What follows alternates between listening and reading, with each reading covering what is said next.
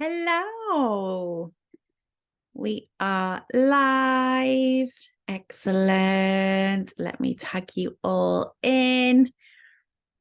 I thought this would be better as I know a lot of people are putting little ones to bed and things at this time, and a few of you will be on replay. So this may work a little bit better than being in a Zoom room. So do let me know if you are on live. Let me know if you're watching on replay as well. And let me know how you are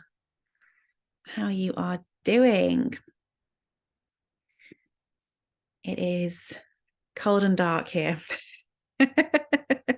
So actually it looks almost like my background picture in reality outside just now. It is fully nighttime. So thank you so much for joining me for this evening. And I know a couple of you have actually seen me talk live at a festival or an event over the summer months.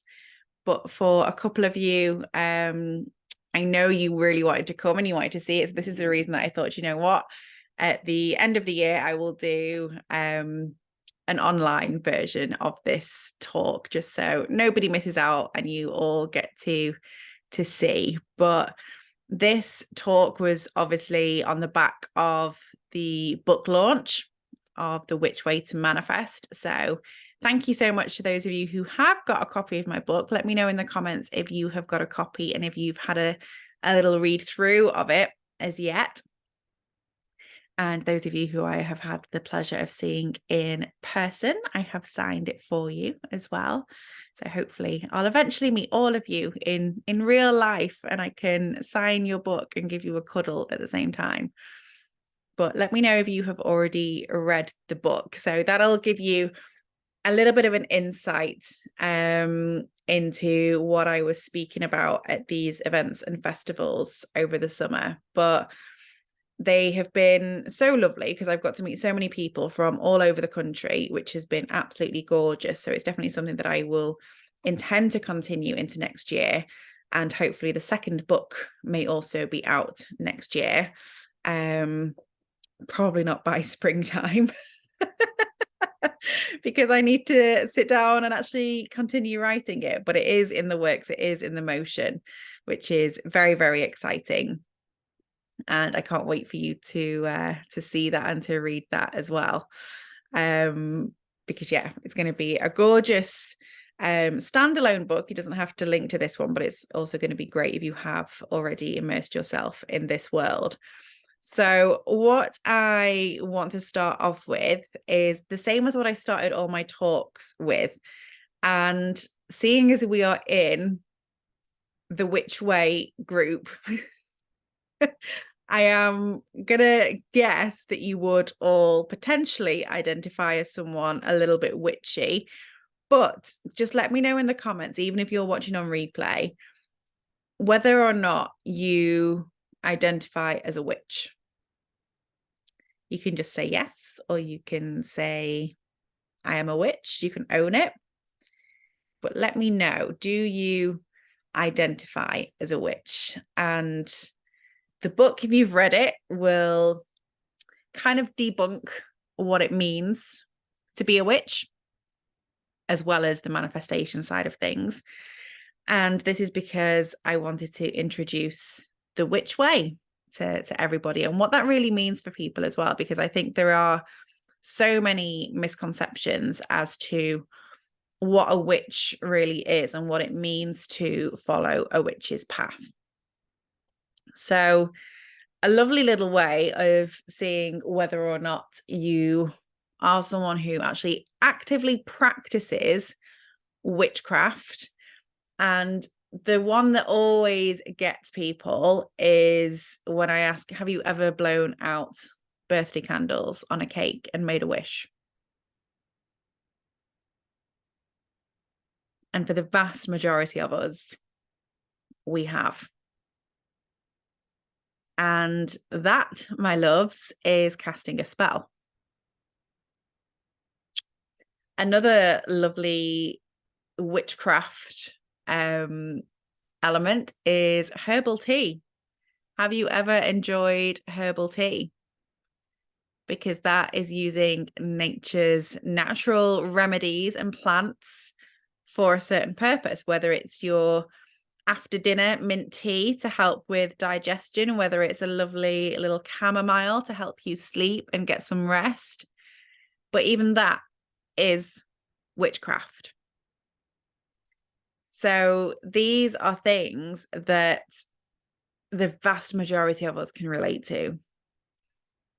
And the reason I bring these things up is to show you that actually we are all in some way, mostly practicing some kind of witchcraft. If you are manifesting, that is all to do with setting intention. And that is really what witchcraft is. Witchcraft is living very intentionally. Now, my witchy journey, if you like, began from a very, very young age. And I was actually having this conversation with my mum. I think it might have been yesterday or the day before. And she was asking me if I remembered that I used to be a really creepy toddler. I was like, what do you mean I was creepy? And I actually can't remember now. I know I mentioned certain things in the book about me as a child, but she was reminding me of when I was really little. So she was estimating somewhere under the age of 2 because I still had my dummy. And I would somehow get myself out of my cot and sleepwalk. I would walk downstairs and just appear in the living room where my mum was with my dad. And you can imagine, can't you? Like, it sounds like something out of a horror film when a small child in their little baby grow onesie with a dummy attached to a ribbon just suddenly appears in the room, doesn't say a word. And who knows how I got down there, because at this point, I could barely walk, never mind, get myself up and out of a cot and downstairs without injuring myself. So no idea how I managed to do that. And I have absolutely no recollection of it at all. But that was the start of the strange goings on, shall we say. And I have never ever seen spirit because I've always, as a grown-up, I've always asked not to. And I don't remember ever seeing spirit as a child, but I have always felt a presence. I can always sense when there is other energies around. And that's not just to say that's that spooky energy. I have always been very good at picking up on other people's energy as well. So I can walk into a room and I can read the room really, really quickly. And that is something that we are all capable of if we tune into it, because it's in part intuition, but it's also just being aware of the fact that we are all energy.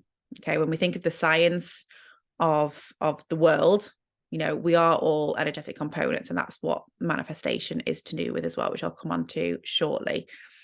But that was this very start of my kind of witchy journey. Was creepy stuff happening when I was little, but then as I got into my teenage years, I did actively turn to witchcraft, and I got my first spell book, which I've recently, actually, in the last 6 months, I think I bought a copy, and I probably posted it in here, of the very first book that I got. And it was Teen Witch by Silver Ravenwolf, and it's a fantastic little book. And I bought myself another copy as an adult because I wanted to have a little bit of nostalgia, but also, some of the spells in there are actually really good. And I still use one of them now for pain relief. So it's a cracking little book. But that was my kind of go-to when I was going through quite troublesome teenage years with puberty and hormones and emotions and things. I turned to the craft as a bit of a not like a therapy, but like a faith, basically, and trust that there was something more out there to support me and help me through those teenage troublesome times. But also at this time, I was with my very first boyfriend. I was actually with him from the age of 11. So first year of high school, we got together, and his mum was also a practicing witch. So she is actually who the book is dedicated to. I used to call her Mother Goose. And she taught me a hell of a lot. She taught me how to tune in to these abilities. We used to play like the word's gone out of my mouth. The games were telepathy. There we go. I was like, I had telecommunications in my head, and I was like, no, we are not BT. Telepathy. That's the one. And we'd go into different rooms and draw pictures, and then we'd find that we'd drawn the same thing. She taught me how to read tarot cards. She taught me about the witches' celebrations like Samhain, which is Halloween. That was our favorite time of year. And yeah, all the good, wonderful stuff she taught me, and showed me that it wasn't weird or creepy like the kids at school had said that it was, and made me an outsider, which, it wasn't strange at all the way she explained it to me, and that it's the most natural thing in the world. Because when we are talking about witchcraft and witches, yes, you can have the more spiritual development side of it if you want to tap into certain gifts a little bit more. But at the very core of being a witch, it is being self-aware and aware of the world around us, and making that world a better place. So everything we do works with nature. If ever you've seen a film where they cast a circle, we call on the elements. Those of you that were in my Samhain retreat online circle last week, we called in the elements and the guardians. So always working with nature and the world around us. That is witchcraft at its core. Tina says, I used to climb my cot stairgates at 18 months old. I'm glad it's not just me. How we did it, who knows? But yeah, it's a wonderful little trick to have. I can only imagine what my children will be capable of. And I'm sure I will get my equally freaked out by my own children one day. Have your kids ever done that, Tina? It's funny. Interesting stuff.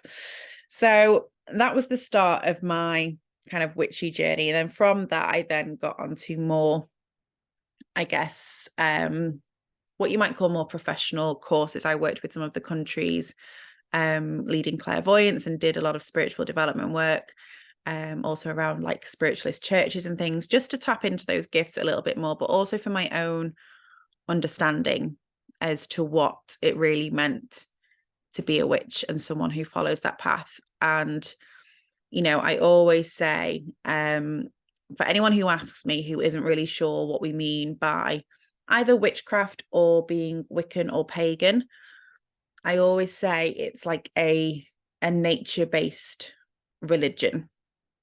It's not a religion because we don't worship one god.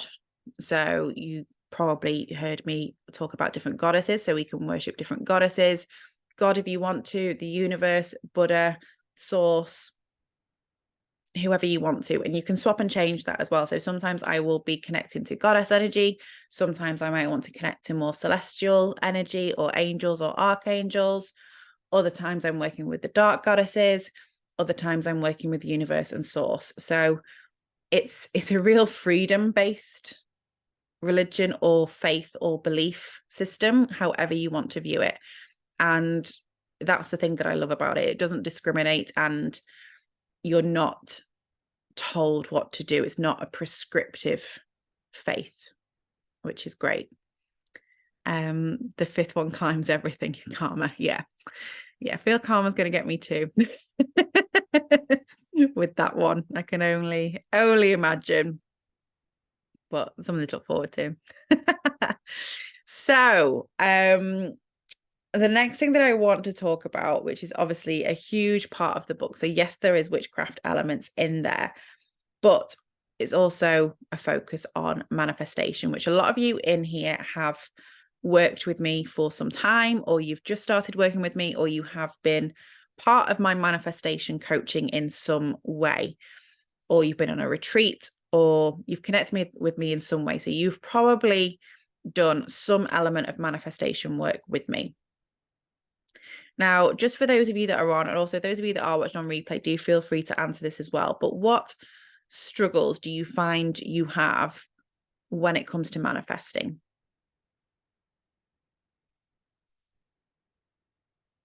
Is there anything in particular that you find most of a challenge? And for a lot of people, some of the most common things that I see with people, like before they work with me, is maintaining positivity, for one, and almost like believing that it's going to work. But the maintaining positivity one, and actually with Tina, we had a conversation about this earlier today, but with the law of attraction and books and films like The Secret, we are taught, I guess, or conditioned to focus on feeling positive, being high vibe all the time. You know, you see like those little pictures and signs like good vibes only, stay positive, things like that. And of course, that's lovely. And if you can maintain that for some of the time, brilliant, good for you. But we are human and we are cyclical beings, and that's not feasible all of the time. And we're not designed to be like that either. So keeping the energy up. Yeah, we're not designed to do that, especially if you are a woman, because we don't have the energy to do that. Our energy renews every 28 to 30 days. So we're not biologically going to be able to maintain that. So we're setting ourselves up for a task that is just not scientifically possible. And this is where, you know, not to badmouth things with The Secret, but ironically, The Secret does keep a lot of things secret. And it's something that I see all the time. People worry with the law of attraction that they can't do it because they're not in a good place. So they think, well, I can't manifest because I don't feel good. And that is absolute bollocks. Because when I actually look even at my own manifestations, or if I look at my clients, you know, a lot of my clients who worked with me, especially in the very early days during lockdown and COVID, you know, we were not in good places at that moment in time. You know, a lot of us had been through redundancy or breakups or, you know, health issues around COVID or losing people. And, you know, that's not a particularly pleasant or high vibe place to be in. But the manifestations that came out of that are incredible. And when I look at my own manifestations, the times when I have manifested or attracted the biggest things or the most precious of things have been from my darkest moments when I have not been high vibe at all. So please don't feel like you can't manifest when you don't feel good. And at the same time, please don't feel that you will only manifest bad things when you feel bad. And this is another reason that I love the witchy side of things and working from, you know, the shadow self and with our dark goddess, because when we are in those darker stages, we can call on those dark goddesses and use their badass energy to remind us of our own energy to lift us out. But also those darker times are your signals and your signposts of what we want to change as well. I think if something comes from the heart, despite how your energy is, I think the universe still wants to work with the heart's desires. Absolutely. 100%. And this is the thing with being a witch as well, is everything comes from your intention. So if your intention is in here and it's pure and it's true and it's for the highest good, that is the only rule of witchcraft, is not to harm anybody. So everything is for the highest good and it comes from here. You're right. That's what the universe responds to. And that's why certain practices, you know, like forgiveness practices and practicing gratitude, they're incredible. They're so simple, but yet so powerful because it comes from your heart. And that's what's really going to lift you. And that's what's going to help your manifestations. But the other thing that I find people really worried about, and I've actually had people come up to me and say this when I've been at these events and when I've been doing book signings, and people have obviously looked at the book, which obviously has The Witch Way to Manifest, and they go, one, that is scary because it's a witch. So what if I'm not a witch? And is that like black magic? No, that sounds kind of racist, really. That's another side note. But also, I'm scared to manifest. And that's really sad. But a lot of people are like, well, what if I attract something that I don't want? Or what if I think I want something and then it turns out that I don't? And therefore, I'm not going to manifest. I don't want to try. I don't want to do it. And the thing is, manifestation is law, it's science. And in the book, I talk about the different universal laws, not just the law of attraction, because that is only one component. And if you focus solely on the law of attraction, you're doing your own practices a disservice, but also you might find that you're not working in alignment with the other universal laws as well. So you can create resistance. So I talk about that. I think it's like chapter 2 or chapter 3. But we're manifesting anyway, because that is science and it is the laws of the universe. So whether or not you put any intention behind it, it's always happening anyway. Just like the law of gravity. I don't think any of us are, sat here right now going, oh, I must consciously remember to stay rooted to the earth and not float off into space. Like, it just happens. Just the same as like we breathe, we just breathe. When we walk, we just walk. We put one foot in front of the other. We're not necessarily consciously thinking about it, but it happens. Manifestation is the same. So when you actually consciously think about it and put intention behind it, you're automatically making it easier for yourself. And you're taking control. Because you're the one in charge. You're the one in charge of what it is you want to create. You've just got to show the universe what it is that you want and trust in her. That's the key. So that is something that I do find really, really often. And I hope that either from listening to this or from reading the book that you are able to overcome that fear, if that's something that you have, or any other struggles that you have. I will check the comments as well for anyone who's watched this on replay for anything that you find challenging, and I can see if I can help you work through that as well. But it's something that is often, these are what I call manifestation myths, and myths that it's hard work and it takes time. And yes, there is a thing called divine timing, and that can be incredibly frustrating. But usually, if things aren't happening at the speed you would like, it can be something a little bit deeper. It can either be that you're working against another of the universal laws unknowingly. It can be a component within your deeper consciousness. So whether that be a belief that's holding you back, whether it be accidental sabotage, whether it be that your body is biologically and neurologically in a fight or flight state. So you're actually rejecting your manifestation. There are several components that it can be that are inhibiting or putting your manifestation on hold. But often it is also down to action and not taking any. So we can say that we want something, but are we doing our bit as a human in order to get that as well? If you are wanting to manifest a new job, but you've not written your CV, then you're not necessarily helping yourself out there in the best way.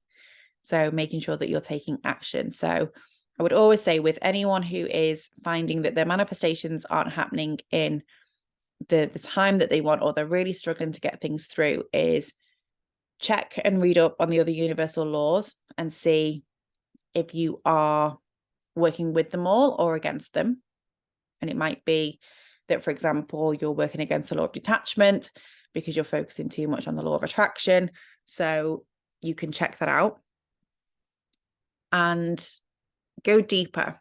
And whether that means working with a coach, working with myself, working with a therapist or a counselor to see if there's anything deeper rooted that you are holding on to that's inhibiting those manifestations. But they can also inhibit your progression in general as well. And this is why, I work with coaches, other coaches work with other coaches, because as much as we know the process and how to establish and how to identify these things, if it's subconscious and not in our conscious mind, the mind that we think with rationally as a human and logically, then it's really, really challenging to find that on your own. We need an external person to be able to help us extract that. But then also ask yourself, are you taking action that is aligned with where you want to be going to as well? So Tina says, I have manifested things that I wanted for when I became an adult. For example, my first car is going to be a Mini, and my first car was a Mini. Yay! The child doesn't think it can happen. Asking as a child. Yeah, got you. So asking as a child and it coming up as an adult. Yes, I get that. And, it's great then, because, as a child, we have less fear, right? We have less sabotage. We don't get in our own way as much. And children are fantastic at manifesting because they will, a secure child, that is, a secure child will ask or set an intention and they will expect it to happen. They will expect it to come into fruition. It's one of the very first things we do, as a child, when we tell our caregivers that we're hungry and we cry, there's that expectation that eventually food will arrive. We will be given milk eventually, and then it happens, it's fulfilled. So if you're used to your needs being fulfilled as a child, hopefully you carry that through and then you can manifest with ease as an adult. But it's not always the way, especially if you've had other things in your childhood or in your teenage years or in your early adulthood as well that we hold on to. And they're the things that can be much deeper rooted.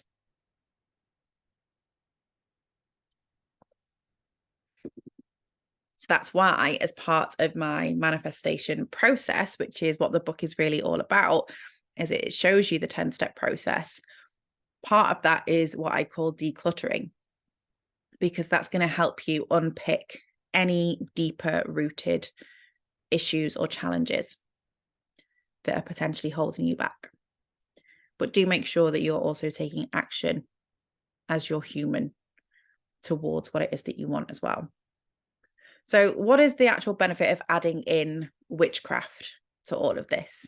So remembering that witchcraft is connecting you to the elements, connecting you to nature, connecting you to the world around you. It can enhance how you feel, because generally you will feel more well when we are connected to nature, because it's natural. It's our natural state. So we always feel better when we go and have some fresh air. We always feel better when we've been outside. It's almost like replenishing yourself. So that is one way it can help, because it does, the connection to nature brings us back to our center, brings us back to source, to the universe, to Mother Earth, whoever you wish to refer to.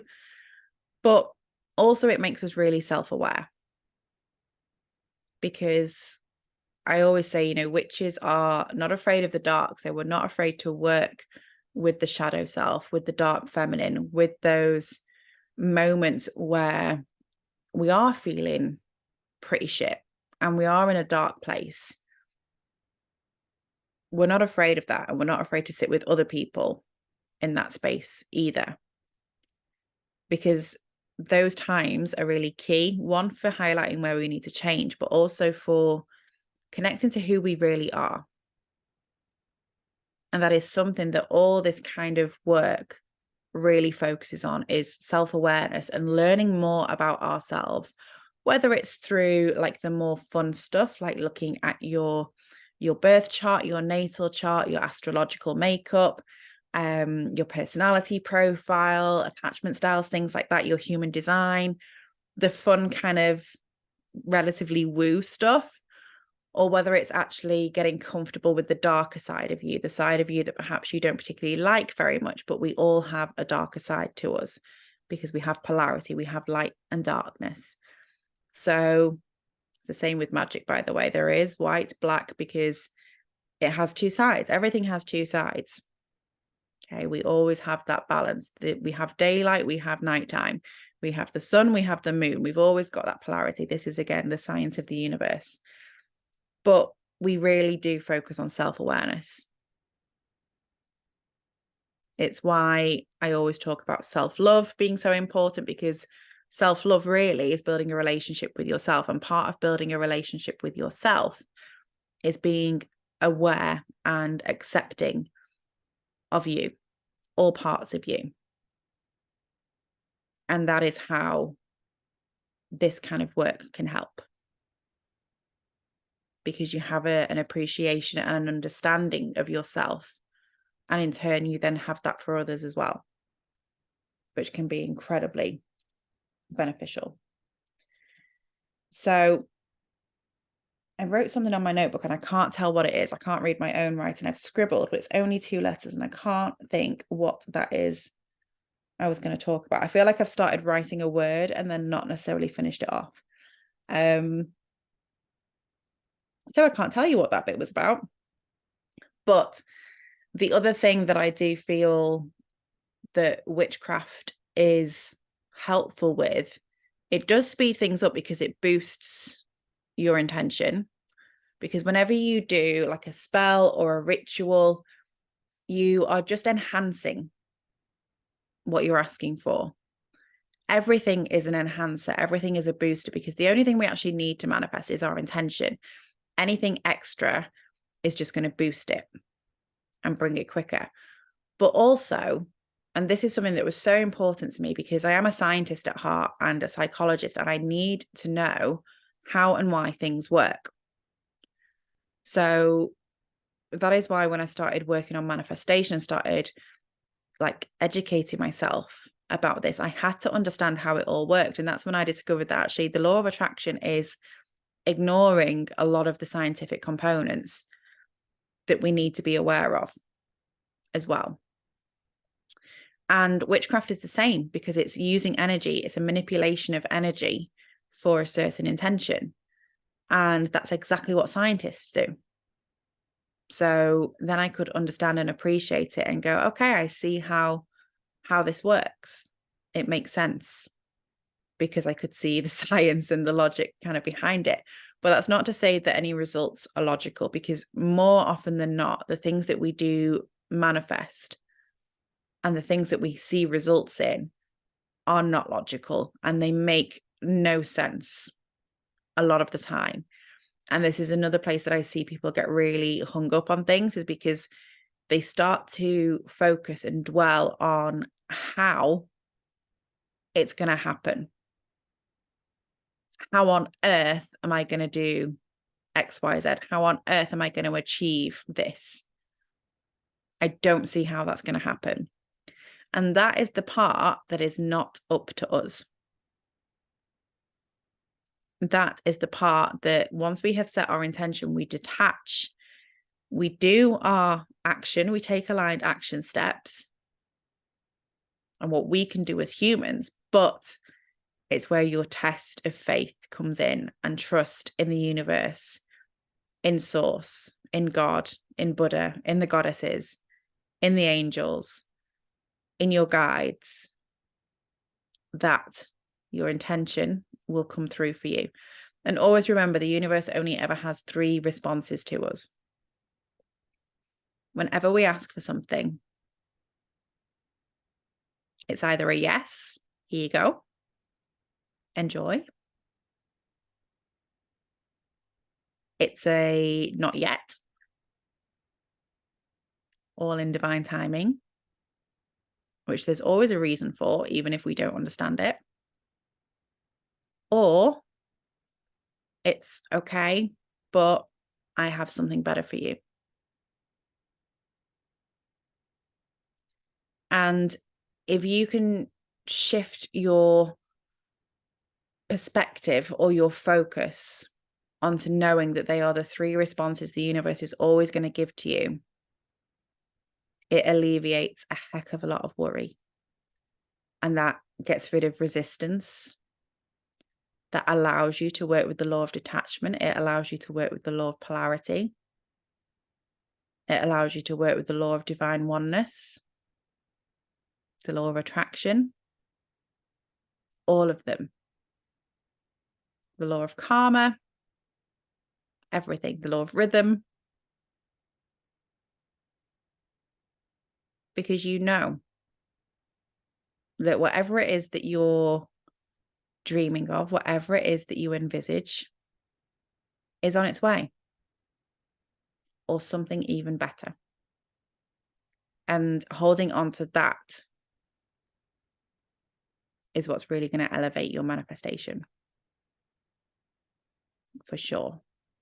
And it can be a real test of faith, real test of belief. But that is the beautiful thing. And, you know, as we've said, children do that. And they're really good at it. So we just need to remember that we are also able to do that. Which is why I've loved doing like the inner child readings this week. They've been gorgeous. So it reminds us of what we're here for.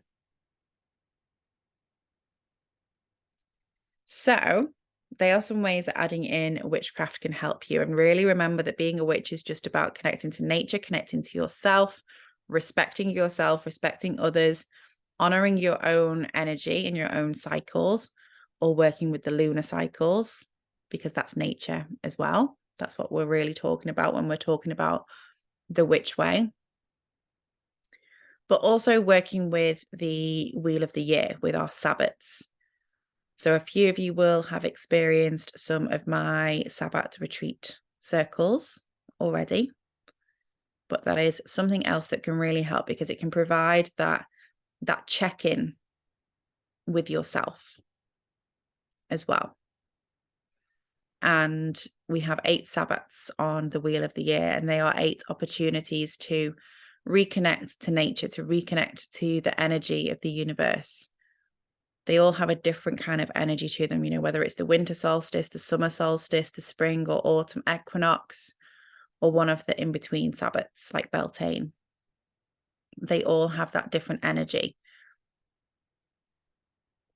And again, even just having those 8 opportunities throughout the year to dedicate time to you can enhance your results as well. Because we don't necessarily dedicate that time to ourselves often enough. And that is one of the other wonderful things I love about being a witch, because we have 8 holidays a year. And who doesn't like a holiday celebration, which is, you know, most of them were then also renamed and reused by the church and made into something else, which is fine. We can have double celebrations. But I know I mentioned a prize, because I'm running a little bit of a competition that I wanted to launch from tonight. And this is the first unveiling of this, because this is something that is going to be coming for next year.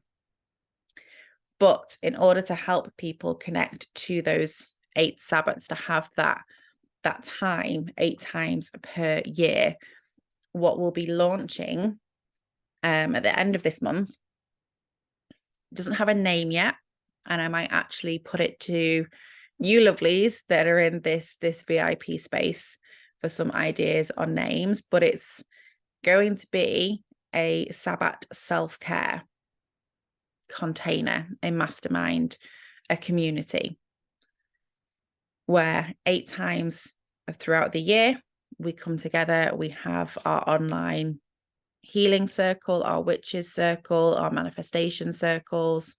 So it's 8 opportunities throughout the year for you to check in with yourself, to check in with your community, and to give yourself that dedicated time for you, because our self-care is often the last thing that we focus on.